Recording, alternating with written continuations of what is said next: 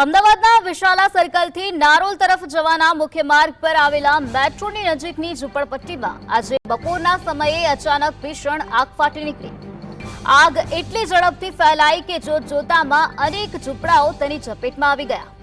આ ઘટનાની જાણ થતાં સ્થાનિકો દ્વારા તાત્કાલિક ફાયર કંટ્રોલ રૂમને જાણ કરવામાં આવી હતી। ત્યારે આ બનાવની ગંભીરતા અને આગની ભીષણતાને જોતા ફાયર બ્રિગેડ દ્વારા તાત્કાલિક ધોરણે 8 જેટલી ફાયર ફાઇટરની ગાડીઓ અને પાણીના ટેન્કરો ઘટના સ્થળ તરફ રવાના કરી દેવામાં આવ્યા। મળતી માહિતી અનુસાર આ વિસ્તારમાં ગરીબ અને શ્રમિક પરિવારોના અંદાજે 200 જેટલા ઝૂંપડા આવેલા છે। તેમાંથી આશરે 60થી વધુ ઝૂંપડાઓમાં આગ લાગી ચૂકી છે અને તે ખૂબ જ વિકરાળ પ્રમાણમાં આગળ વધી છે।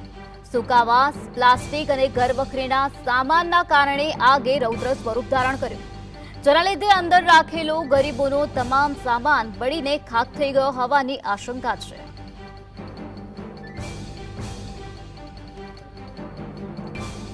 તાત્કાલિક જેટલા જે ઝૂંપડાઓ છે મેટ્રો સ્ટેશનની બાજુમાં એ બધા મજૂરી કામ કરવાવાળા બધા માણસો છે, એ બધા અત્યારે કામે ગયેલા છે।